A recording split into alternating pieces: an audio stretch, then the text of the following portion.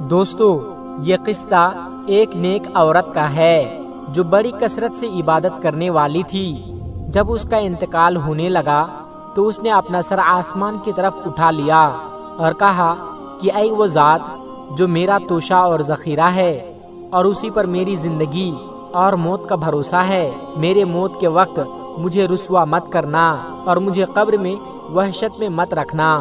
جب وہ انتقال کر گئی تو اس کے لڑکے نے یہ اہتمام شروع کر دیا کہ ہر جمعہ کو وہ ماں کی قبر پر جاتا اور قرآن شریف پڑھ کر اس ماں کو ثواب بخش دیتا اور سب قبرستان والوں کے لیے دعا کرتا تھا۔ ایک دن اس لڑکے نے اپنی ماں کو خواب میں دیکھا تو پوچھا، اماں تمہارا کیا حال ہے؟ ماں نے جواب دیا کہ موت کی سختی بڑی سخت چیز ہے، میں اللہ تبارک و تعالیٰ کی رحمت سے قبر میں بڑی راحت سے ہوں، ریحان میرے نیچے بچھی ہوئی ہوتی ہے، ریشم کے تکیے لگے ہوئے ہوتے ہیں، قیامت تک یہی برتاؤ میرے ساتھ رہے گا، میرے آس پاس جنت کے خوبصورت باغ ہیں اور نہریں بہہ رہی ہے۔ بیٹے نے پوچھا کہ کوئی خدمت میرے لائق ہو تو کہو۔ ماں نے کہا کہ تم ہر جمعہ کو میرے پاس آ کر قرآن پاک پڑھتے ہو، اس عمل کو نہ چھوڑنا۔ جب تم آتے ہو تو سارے قبرستان والے خوش ہو کر مجھے خوشخبری دینے آتے ہیں کہ تیرا بیٹا آ گیا ہے، مجھے بھی تیرے آنے کی بڑی خوشی ہوتی ہے اور ان سب قبرستان والوں کو بھی خوشی ہوتی ہے۔ وہ لڑکا کہتا ہے کہ میں اسی طرح ہر جمعہ کو اہتمام سے جاتا تھا۔ اس کے بعد ایک دن میں نے خواب میں دیکھا کہ بہت بڑا مجمع عورتوں اور مردوں کا میرے پاس آیا۔ میں نے پوچھا، تم کون لوگ ہو اور کیوں آئے ہو؟ تو کہنے لگے کہ ہم فلاں قبرستان والے ہیں اور ہم تمہارا شکریہ ادا کرنے آئے ہیں، تم ہر جمعہ کو ہمارے پاس آتے ہو، ہمارے لیے قرآن مجید پڑھتے ہو، تم ہمارے لیے دعائے مغفرت کرتے ہو، اس سے ہم کو بڑی خوشی ہوتی ہے، اس کام کو جاری رکھنا۔ وہ لڑکا کہتا ہے کہ اس عبادت میں نے اور بھی زیادہ اہتمام کرنا شروع کر دیا۔ آخر میں اللہ رب العزت سے دعا کرتا ہوں کہ اللہ پاک ہم سب کو قبر کے امتحان کی تیاری کرنے کی توفیق عطا فرمائیں اور ہمیں نماز پنجگانہ ادا کرنے والا بنائیں، اور ہمارے جو بھی عزیز و اقربا اس دنیا سے گزر گئے ہیں اس کے درجات کو بلند فرمائیں اور انہیں جنت الفردوس میں اعلیٰ مقام عطا فرمائیں، آمین ثم آمین۔ دوستو، اب ہم آپ کو حضرت علی رضی اللہ تعالیٰ عنہ کے حوالے سے دو ایسی عورتوں کے بارے میں بتانے والے ہیں جو دنیا میں ہی منحوس ہوتی ہے۔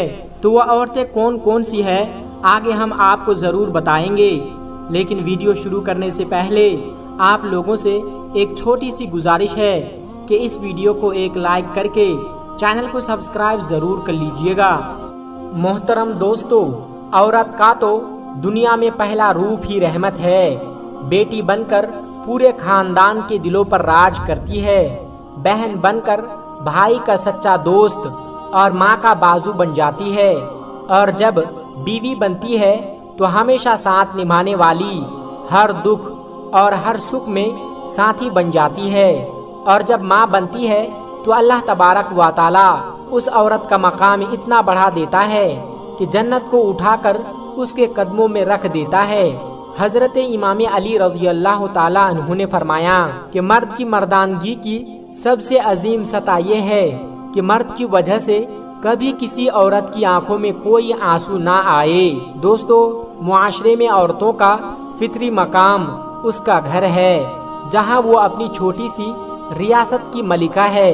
دوستو، ہمارے مذہب اسلام میں عورتوں کو وہ مقام اور مرتبہ جو کسی دوسرے مذہب میں عورت کو نہیں دیا۔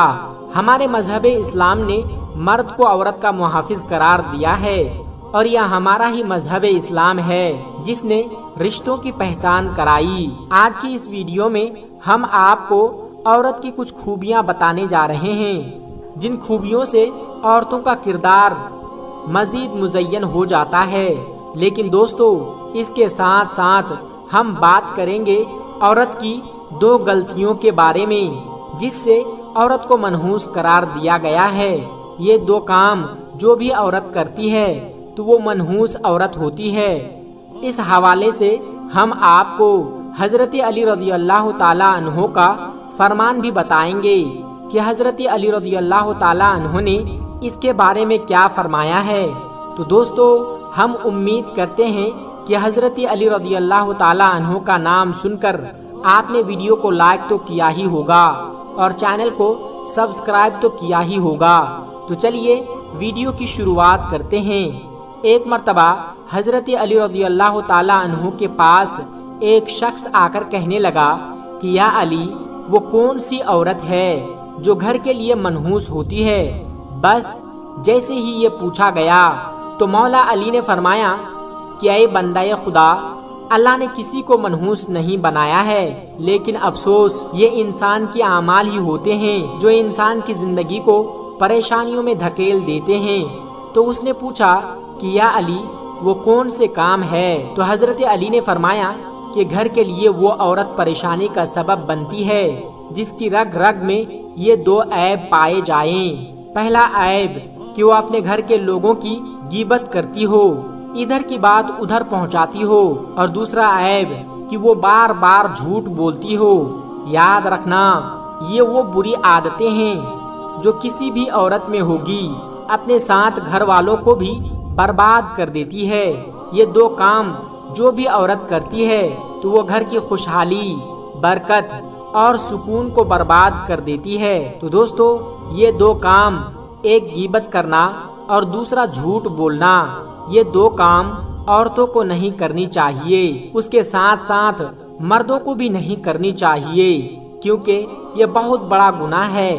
دوستو، اس کے علاوہ نیک عورتوں کی خوبیوں کے بارے میں بات کریں تو ہم آپ کے لیے نیک عورت کی چند خوبیاں بیان کرتے ہیں۔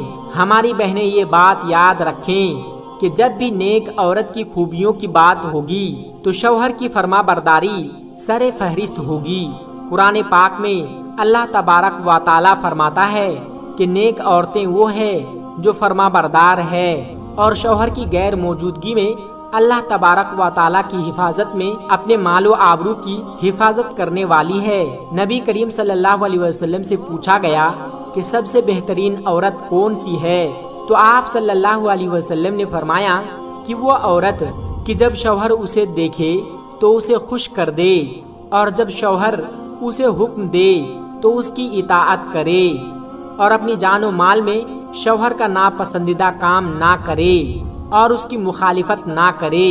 عورت کی محبت اور اس کی اطاعت میں سب سے زیادہ حقدار اس کا شوہر ہے۔ اس کا اندازہ اس بات سے بھی لگایا جا سکتا ہے کہ نماز عبادت کی نہایت ہی اعلیٰ قسم ہے اور سجدہ اس کی چوٹی ہے، لیکن شریعت نے اس کا مقام اور مرتبہ واضح کرنے کے لیے اتنی اونچی مثال بیان کی ہے کہ حضرت ابو ہریرہ رضی اللہ تعالی عنہ سے روایت ہے کہ نبی پاک صلی اللہ علیہ وسلم نے ارشاد فرمایا کہ گھر میں اللہ تبارک و تعالی کے سوا کسی کو سجدہ کرنے کا حکم دیتا تو میں بیوی کو حکم دیتا کہ وہ اپنے شوہر کو سجدہ کرے۔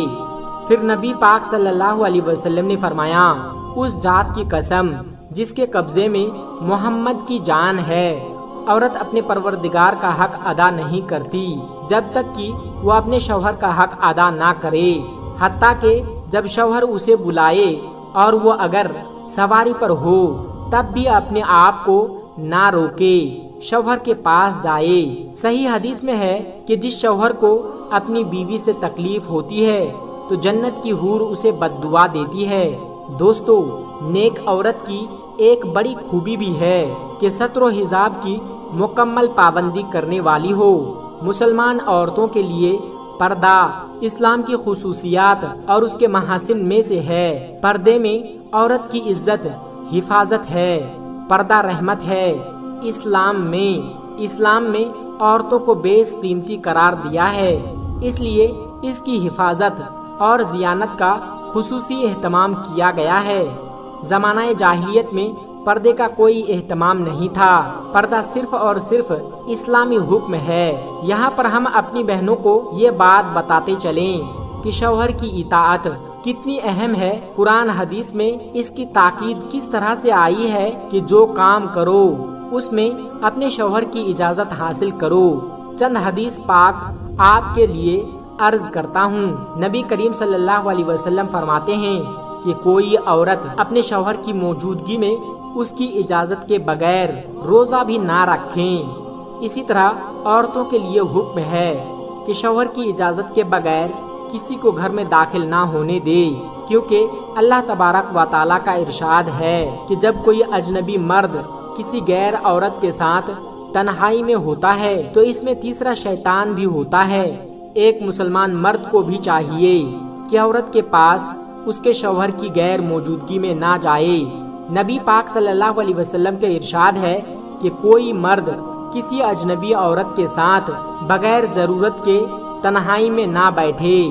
دوستو، عورت کی آواز بھی پردہ ہے، وہ اجنبی مرد کے ساتھ ان شرائطوں کے ساتھ بات کر سکتی ہے۔